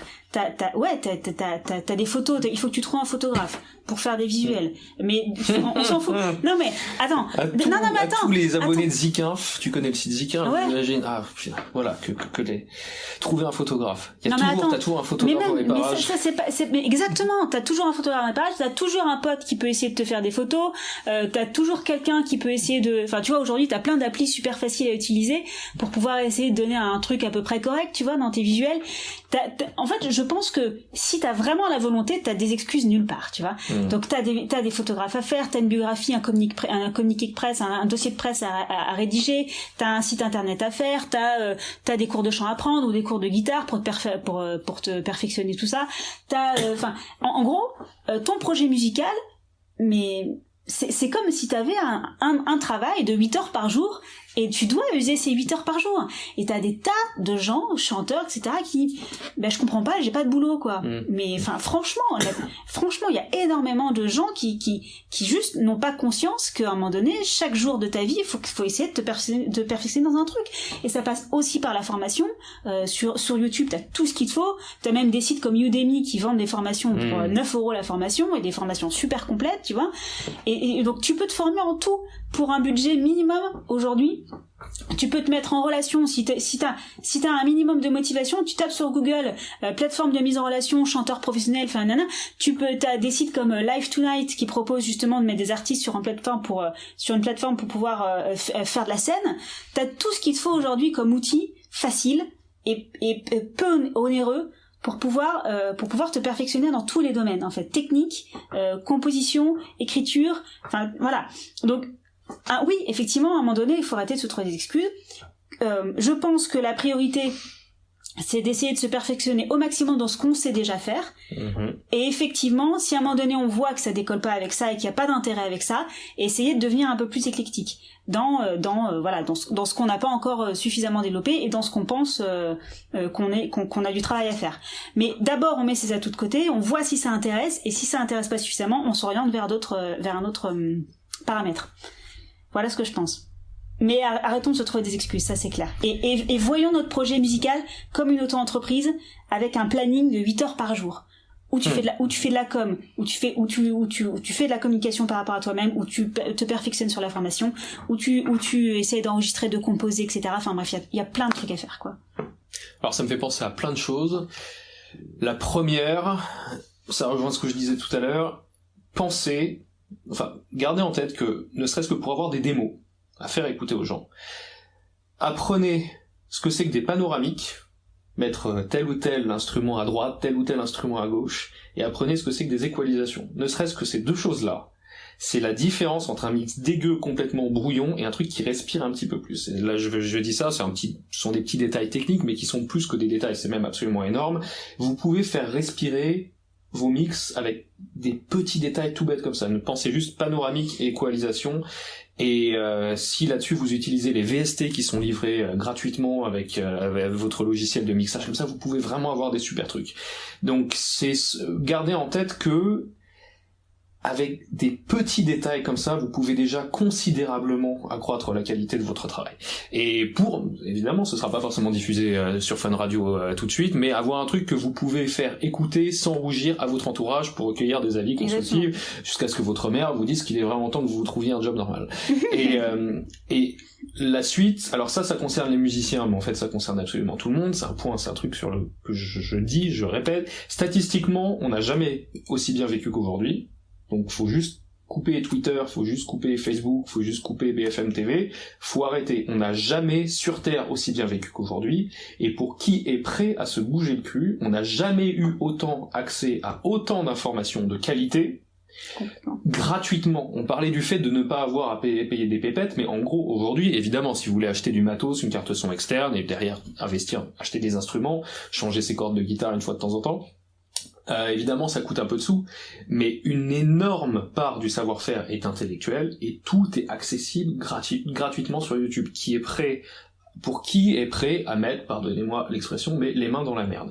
Donc pas d'excuses, c'est une question de temps, c'est intimidant, je suis tout à fait d'accord, mais c'est sûr, et je crois que les gens, c'est un truc que je vous dis, mais je me le dis à moi-même en fait, avant tout, c'est très tentant de rester terré dans sa cave, limite, c'est un cercle vicieux entre le fait d'être amoureux de sa création et le fait d'avoir peur de déranger les autres. Franchement, sortez, demandez aux gens ce qu'ils en pensent. Et vous avez tous des musiciens autour de vous, et à défaut d'avoir des musiciens, vous avez tous des gens qui sont mélomanes. Et même des gens qui sont pas mélomanes, c'est bien d'avoir un échantillon représentatif, donc faites écouter à votre grand-mère qui a jamais écouté de musique de sa vie, et voilà, vous verrez une réaction. Si ça se trouve, vous serez assez agréablement surpris de voir qu'elle tape du pied, comme ça, elle vous dit, c'est, ma foi, c'est un air gai, chic et entraînant, et ce sera le feu vert. Donc ça, c'est la première chose. Très peu de matériel, énormément d'informations de qualité accessibles gratuitement, et je sais, je suis très radin, et c'est vrai que même, tu dis 9 € pour une formation de qualité sur Udemy avec quelqu'un de renom, où vous pouvez prendre, t'as la chaîne Masterclass aussi, qui est, je sais même pas, je crois que c'est de la bonne qualité, et vous dites, c'est de la super qualité, c'est juste un peu plus cher. Hein. Ouais, c'est plus cher, mais tu te dis, allez, si c'est un truc qui te tient vraiment à cœur, 100 €, ça fait combien de pintes? Ça fait combien de verres de vin? Ça fait, voilà, et tu peux pour ce prix-là avoir une formation qui dure, je sais pas, entre 10 et 20 heures par Christina Aguilera en personne. C'est pas mal. Peut-être que Christina Aguilera n'est pas la meilleure prof, mais le fait est que, puisque c'est quelqu'un qui, je suis sûr que vous êtes tous fans de Christina Aguilera, si c'est quelqu'un qui te motive particulièrement, qui t'inspire, cette information venant de lui, et parce que tu y auras mis 100 balles, effectivement, aura un petit peu plus d'impact et tu seras un petit peu plus apte à la retenir. Donc, pas d'excuses, tout est accessible, pas de moi ça c'est pas mon truc, et c'est valable pour les musiciens, c'est valable pour tous les autres. Même dans le corps médical par exemple, ou paramédical, c'est de plus en plus compliqué. Vous êtes kinésiologue, vous êtes chiropracteur, et vous habitez à Paris et dans un endroit où la concurrence est rude et l'est de plus en plus. si vous refusez coûte que coûte de ne serait-ce que vous créer un compte Google pour vous référencer sur Google Maps et que vous dites d'emblée non, ça c'est pas mon truc, vous allez droit dans le mur. C'est clair. Après, on peut aussi dire, puisque ça va être la fuite en avant, ça va être toujours plus loin, toujours plus vite, il y a bien un moment où il faut s'arrêter. C'est pas toujours évident d'ailleurs de faire la part des choses, ça ce serait même un autre sujet de conversation intéressant, savoir faire la différence entre les outils essentiels et ceux limite qui nécessitent beaucoup d'investissement pour pas grand chose. Je pense particulièrement à des réseaux sociaux, ça pourrait être autre chose, mais enfin j'imagine que ça peut te faire penser à tout un tas de choses qui étaient à la mode, où t'en as entendu parler, je sais pas combien d'heures ou de dizaines d'heures t'y as consacré, et en fait ça valait pas plus le coup que ça. Ça tu vois, je pense que c'est, encore une fois, je pense que c'est tout simplement parce qu'on s'est pas suffisamment informé. Tu vois, justement des gens comme toi qui conseillent sur YouTube, t'as quand même un accès à l'information, et en plus de ça, sur la communication réseaux sociaux, je pense qu'on a suffisamment répété que c'était important pour les entreprises. Tout le monde le dit. Je pense que passer à côté aujourd'hui, c'est qu'il y a un problème, c'est qu'on n'a pas suivi, quoi. On n'a pas cherché en tout cas à s'informer. Mais il y a trop d'informations disponibles aujourd'hui, et c'est trop répété pour qu'on puisse ne pas avoir pris en compte que les réseaux sociaux c'était important, que effectivement être sur Google, présent sur Google c'était important. Et en plus de ça, si toi tu sais pas faire, tu peux très bien t'aider. Tu vois, je veux dire, si toi tu sais pas faire, si t'as jamais été technique, tu peux très bien avoir un cousin ou une cousine ou un ami qui est calé là-dessus. On a tous ça, tu vois. Donc encore une fois, pas d'excuses, quoi. Montez votre équipe. Ouais. Montez votre équipe, même si c'est une équipe d'amateurs, vous avez forcément dans vos amis quelqu'un qui est calé en réseaux sociaux. Les gens qui bossent dans le marketing digital, il y en a des tonnes. Et franchement, les gens sont très souvent prêts à vous donner des conseils détaillés assez régulièrement, sans vous faire payer, c'est ça, ou alors vous leur faites une tarte, ils sont contents, voilà, un soir, et c'est valable.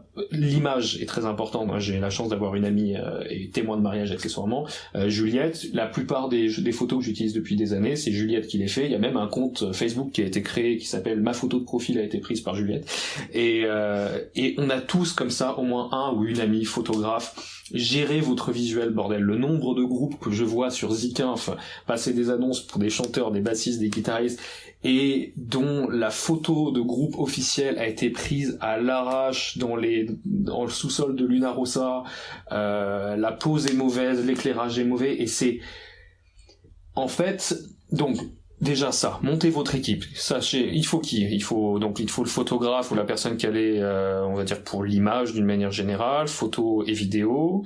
Il vous faut le community manager, donc en tout cas le référent en matière de réseaux sociaux, on va dire. Quelqu'un qui a une bonne oreille, et enfin plusieurs personnes qui ont une bonne oreille et des goûts différents si possible, auxquels vous pouvez régulièrement faire écouter votre travail. Tu penses à autre chose? Oh, putain, YouTube, il y a tellement de trucs à trouver sur YouTube. YouTube, c'est violent. Non, mais tu tapes, ouais, mais encore une fois, si on cherche aujourd'hui, les principaux acteurs qui donnent des conseils à valeur ajoutée sont trouvables parmi tes recherches. Par exemple, tu tapes sur YouTube comment vivre de sa musique. Franchement, les premiers résultats, on tombe sur justement des informateurs qui sont suffisamment, qui donnent des conseils à valeur ajoutée, parce que c'est tout simplement eux qui font le plus de vues, en fait.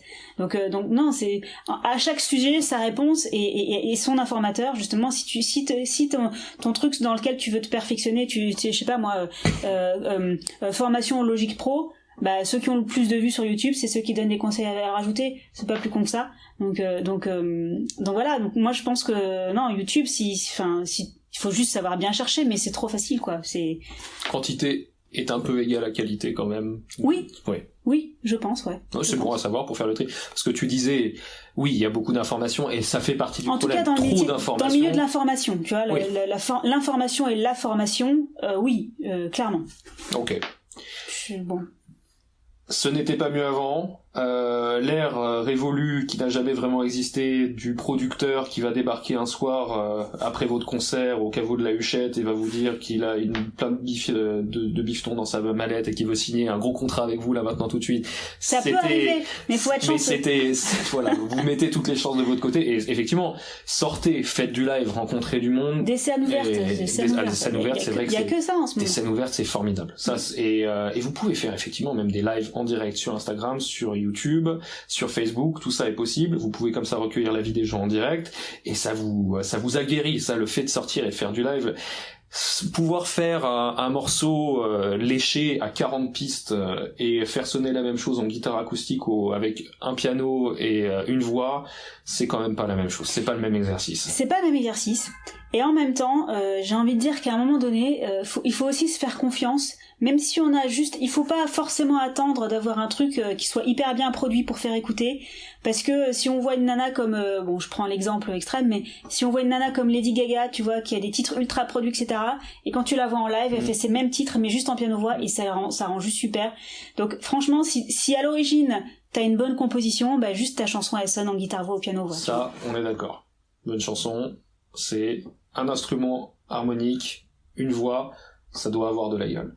Et n'ayez pas peur, encore une fois je le dis à moi-même, d'aller voir ce qui marche, comparer, parce que c'est vrai qu'il y a souvent une insécurité qui est rampante, et on n'ose même pas aller voir ce qui fonctionne chez les autres. C'est valable, c'est particulièrement valable, je pense, avec les réseaux sociaux. C'est vrai que ce sont des plateformes qui génèrent beaucoup de complexes, parce que c'est la vitrine, et donc et souvent je me retrouvais à emmerder un de mes amis, à lui dire mais tu me donnes quoi comme conseil pour ça, et pour mon site internet je devrais faire quoi, et pour ma page Instagram je devrais faire quoi, et il répétait toujours la même chose, conseil de bon sens, bordel, va voir ce qui marche, va voir les personnes qui ont le plus de followers et regarde ce qu'ils font. C'est clair. Donc sortez et transcendez cette peur, avouez-vous que vous avez la frousse, parce que c'est normal d'avoir la frousse, mais vous avez la frousse de vous comparer aux autres et de voir ce qui marche et de tout ce que ça va réveiller comme insécurité en vous.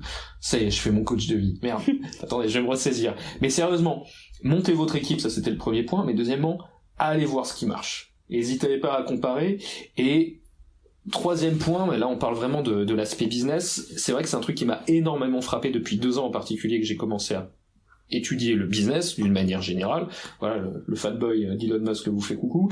Et c'est vrai que tu étudies des principes de base du marketing et de l'entrepreneuriat en général, et tu te dis à quel moment j'ai jamais posé ces questions-là, à quel moment je me suis imaginé que ça s'appliquait à tout sauf à ma musique, sauf à l'art en général. Votre musique, même si ça sort du cœur, ça reste un produit. Ça reste un produit que vous voulez vendre pour de l'argent. En tout cas pour les autres. Ou de la notoriété, ça reste un produit. Et donc, si vous ne pouvez pas, si à chaque fois que si vous avez vraiment de grandes ambitions, tu vas me dire ce que t'en penses, mais c'est vrai que je suis devenu un peu plus intransigeant avec les personnes qui, dès qu'on leur demande ce qu'ils font comme musique, bah écoute, il y a pas vraiment de style, je dirais que moi, si tu veux, j'aime pas vraiment me qualifier, mais en même temps, et tu pars sur une longue diatribe de 15-20 minutes, je vous dis pas que c'est censé tenir en 3 mots-clés, même si c'est mieux si tu peux me dire, je fais du pop, rock, électro, c'est du hard rock, c'est du progressif, vous trouvez les qualificatifs que vous voulez, même des trucs un peu déjantés. Qu'est-ce qu'on a dit au début de l'interview? Qu'est-ce que tu m'avais dit comme nom valise, un petit peu marrant? Mon style à moi, c'est de la pop orchestrée, par exemple. Bah, au moins c'est précis. Voilà. Pop orchestré. Voilà. Donc, vous devez pouvoir appliquer ces principes de base à votre musique. Si vous n'êtes pas capable de dire c'est quoi, c'est fait par qui, c'est pour qui, comment, quand, donc par quels médias, etc. Si vous ne vous êtes jamais posé la question, faites-le. Parce que sinon vous allez tourner encore autour du pot pendant des années. C'est ça, et puis, à un moment donné, si tu veux exister en tant qu'artiste, il faut aussi te faire être et faire de la musique accessible à un public qui pourrait éventuellement le découvrir, et donc faut juste s'adresser à lui comme si, le public majoritairement n'aura pas la même sensibilité, n'aura pas forcément la même implication que toi, donc faut juste se mettre à la hauteur, entre guillemets, je dirais, à la hauteur, c'est pas le bon mot, mais voilà, il faut juste s'adresser à des gens qui te connaissent pas, quoi, tu vois, et donc voilà, il faut pas leur soumettre quelque chose de trop compliqué, quoi, tu vois. Oui, partez du principe qu'ils ne vous connaissent pas, et même qu'ils en ont rien à foutre de vous. Ils pensaient tout à fait autre chose, ils prenaient le métro, et ils vaquaient à leurs occupations, et effectivement, mais c'est du bon sens. Tu te dis c'est du bon sens, c'est de l'autodistance, mais parce que c'est artistique, c'est un truc que tu retrouves partout. J'ai pas mal traîné dans le monde des startups, et tu vois aussi la propension à tomber amoureux de ta création et à perdre pied avec la réalité, la perception qu'en ont les autres, avec la clarté importante du message. C'est un truc avec lequel je lutte encore chaque jour, parce que typiquement, tu vois, il y a plein de sujets qui m'intéressent, et savoir clairement définir, bon, tu es qui, tu fais quoi, pour qui, comment, et trouver au moins quel que soit son nom, une plateforme qui te permette de faire ce que tu aimes sans que quelqu'un tombe dessus et panique au bout de 2 secondes. Attends, c'est qui, il fait quoi, comment? Et ça, c'est un truc qui est un petit peu compliqué, je dirais, avec Instagram. Pour toi, est-ce que t'es d'accord avec l'idée que Instagram, c'est une plateforme sur laquelle il faut être assez monomaniaque, visuel, faut que tout soit très harmonisé, quoi, très homogénéisé plutôt. Je pense qu'encore une fois, il n'y a pas de règle parce qu'il y en a qui ont presque rien sur leur mur et qui marchent parce qu'ils ont du contenu intéressant, tu vois, ou ce sont des personnes intéressantes. Ça reste un réseau social visuel, ça c'est clair. Et moi, j'ai effectivement constaté que les profils pour lesquels il y a vraiment un visuel très chiadé, que ça avait tendance à attirer l'œil, à attirer l'œil plus facilement. Mais encore une fois, moi, je pense que le tout dépend du contenu, en fait, de la valeur du contenu. En fait. Toi, comment tu t'y prends? Est-ce que tu fais un vlog, enfin vlog, ou pas forcément vlog d'ailleurs, mais tu te sers d'Instagram comme d'un blog quotidien, journal? Ouais, dans mes stories, la plupart du temps. Mes murs, j'essaie quand même de rester assez sobre et puis d'être très orienté artistique, en fait. Ça dépend du profil. Pour l'Instagram de CMC Studio, il est très marketing, en fait. Très marketing tout en restant dans la convivialité parce que c'est l'image de marque d'ici. Donc l'idée c'est de faire vraiment ressortir l'aspect convivial que j'ai envie de garder ici, tout en essayant de vraiment communiquer, d'apporter de la valeur, des astuces pour les artistes, de voir un petit peu comment, tu vois, que c'est pas parce qu'on est en studio pro que c'est forcément élitiste, tu vois.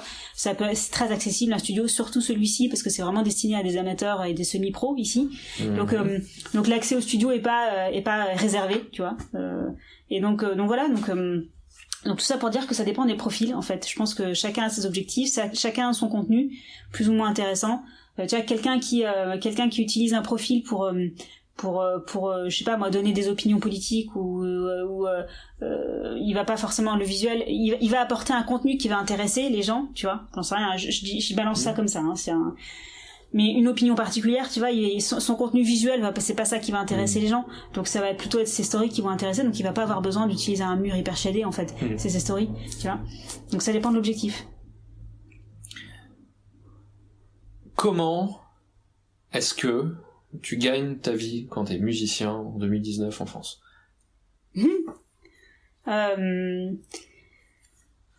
Encore une fois, je pense que le boulot, ça se trouve. Mais faut savoir où chercher. En fait, il faut chercher déjà. Il faut chercher et il faut savoir où chercher. Donc, mais déjà accepter qu'il faut chercher et que ça y est, c'est en ligne et je vous attends. Faut chercher. Et je dirais même que c'est le point, en fait. Il faut chercher. Pardon, mais je pense que il n'y a pas une majorité d'artistes qui ont déjà. Il y en a bien sûr qui le font, hein, mais je pense que c'est pas la majorité des artistes qui ont déjà envoyé tous leurs dossiers de presse et communiqués de presse à toutes les mairies de France. J'exagère, hein, mais en gros à toutes les mairies de sa région, par exemple, tu vois, qui s'est mis sur toutes les plateformes possibles et imaginables pour pouvoir faire de la scène, il est allé démarcher tous les piano-bars de sa ville ou tous les endroits qui font des événements musicaux pour sa ville et les alentours, tu vois. À un moment donné, quand tu veux, tu peux, tu vois. Donc faut juste que c'est chiant à faire, c'est clair, hein, c'est de l'admin, hein, d'envoyer des papiers, des dossiers de presse, etc. C'est de l'admin, d'aller démarcher toutes les Fnac, etc. pour faire des showcases. C'est de la route d'aller, tu vois, d'essayer de parcourir un petit peu pour voir quel type de scène fait du live, quel type de scène peut accueillir des événements. C'est du démarchage. Mais si tu veux faire de la scène, tu veux faire de la scène, tu vois. Donc c'est du démarchage que de se mettre sur, c'est du test que de se mettre sur casting.fr et d'essayer de faire des castings pour trouver des trucs à faire, tu vois. Mais voilà, mais ça se fait. Et la pédagogie musicale dans tout ça? Qu'est-ce que t'entends par pédagogie musicale? Donner des cours. Est-ce que pour toi c'est... Alors tu le fais? Depuis combien de temps tu le fais, toi? Depuis que j'ai ouvert ici. Depuis février 2018. Ah, t'avais une expérience pédagogique avant? Non. Tu t'es lancé? Oui. Comment ça se passe? Bien. Comment tu te sens évoluer, accessoirement, en un an et demi? Bien, écoute, pas trop mal. Mais tu peux le dire à tous tes élèves si tu te sens pas du tout légitime dans ton travail. Ah non, franchement non, disons que c'est pas moi qui peux répondre à la question, c'est surtout mes élèves. Et donc pour la plupart, la majorité d'entre eux y restent, et ils continuent, donc c'est qu'a priori ça doit pas être trop mauvais. Mais et encore une fois, moi c'est différent parce que c'est vrai que j'ai la chance de pouvoir proposer des cours qui mêlent la technique et aussi de pouvoir faire évoluer sa voix, parce que moi d'expérience, il y a la technique vocale, ça c'est sûr. Mais surtout il y a justement un recul sur soi-même qui n'évolue que par l'enregistrement audio en fait. Et donc c'est vrai que si t'as pas de matériel chez toi, moi j'ai la chance de pouvoir proposer aussi des cours de chant où tu t'enregistres pour voir aussi les erreurs que tu fais. Et pour moi il y a vraiment, moi-même j'ai vraiment évolué vocalement grâce à la pratique du studio d'enregistrement, tu vois, et de l'auto-écoute et de l'auto-correction, tu vois. Et ça pour moi c'est un véritable outil. Donc voilà, donc la pédagogie c'est très très bien. Encore une fois ça dépend de l'objectif. Moi je serais pas mes élèves ils savent qu'ils vont pas faire 1 heure de gamme avec moi parce que non seulement c'est pas mon truc, je trouve ça super chiant. Et en plus ils s'en plaignent souvent, j'imagine. Ouais, et puis je pense que on peut tout aussi bien apprendre la technique justement par l'intermédiaire. Je dis pas quand c'est nécessaire de faire des vocalises, on fait des vocalises. Mais et puis c'est surtout ça, pour moi c'est surtout un travail autonome si on veut travailler la dextérité de sa voix. Mais en cours, je pars du principe que c'est aussi un moment de détente, tu vois, et que du coup on essaye de travailler la technique sur un titre qu'ils ont envie de travailler, tu vois. Donc on aborde tous les aspects, la technique vocale, l'interprétation, et puis voilà, et puis ils repartent aussi avec l'enregistrement audio du titre, ça leur permet d'avoir un contenu aussi. Ah, c'est bénéf pour tout le monde. Donc pédagogie musicale dans tout ça, écoute, très bien. Très bien. Non, mais le fait effectivement de l'importance des enregistrements pour avoir un retour et progresser, c'est absolument capital, et ça important pour moi aussi effectivement se rappeler que ça fait plaisir d'avoir des enregistrements de soi et de proposer aux élèves d'avoir des enregistrements à la clé, et aussi pour avoir un témoignage de la progression opérée.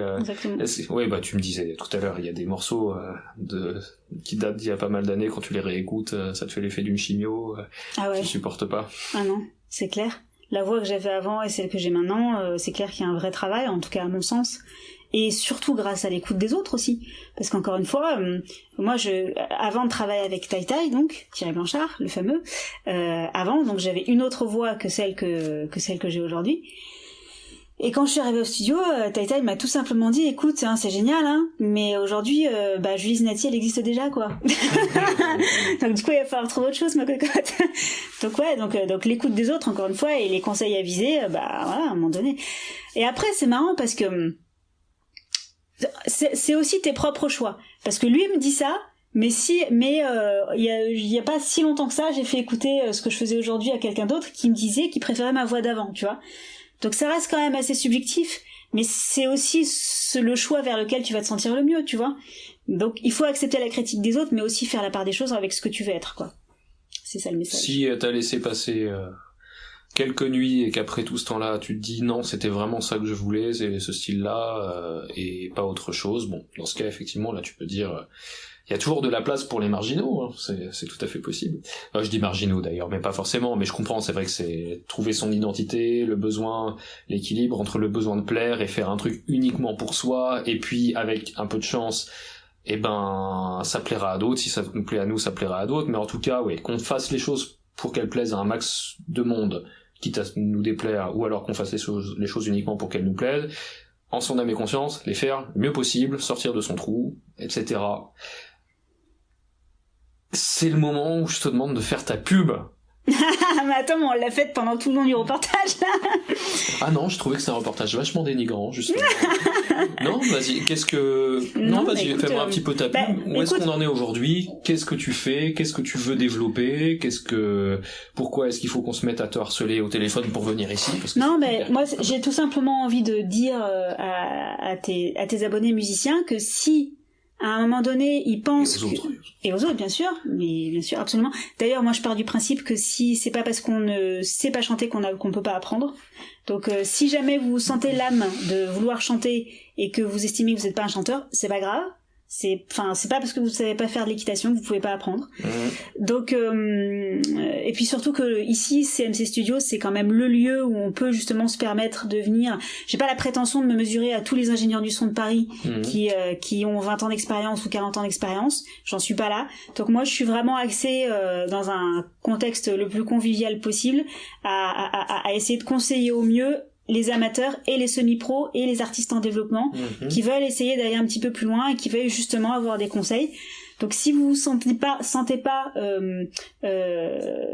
capable d'avoir un recul suffisant par rapport à votre propre projet, moi je suis là et CMC Studio est là pour essayer de juste vous donner quelques conseils ou peut-être vous guider ou peut-être vous accompagner pour développer votre projet musical de façon la plus constructive possible par rapport à ce qui peut éventuellement marcher dans le monde d'aujourd'hui et en même temps tout en restant vous. Voilà. Et au-delà de ton activité en présentiel, tu fais les choses par internet aussi, j'imagine. Oui. Tu me disais que tu étais sur Groover. Oui. Mais Groover est un intermédiaire. Si tu peux passer par autre chose, si tu veux travailler directement avec les gens, c'est encore mieux. Tout à fait. N'hésitez pas à me contacter via mes réseaux sociaux aussi, Facebook, Instagram, Twitter. On est là, CMC Studio. Et puis. CMC Studio. Ouais. Exactement. Et puis même sur le site internet, Google, CMC Studio. Et donc là, il y a le site internet qui a priori sort en premier. donc voilà, c'est très facile de me contacter si jamais il y a besoin, quoi. Donc on a fait d'une pierre deux coups, on a fait ta pub et on a donné les adresses et CMC Studio partout. Donc CMC Studio à Sèvres. Céline, vous avez été merveilleuse. Merci toi aussi, ton accueil. Merci à toi, c'était un honneur. Et puis on va faire semblant de se dire au revoir et on va couper la caméra et ensuite on va se reparler. Bisous.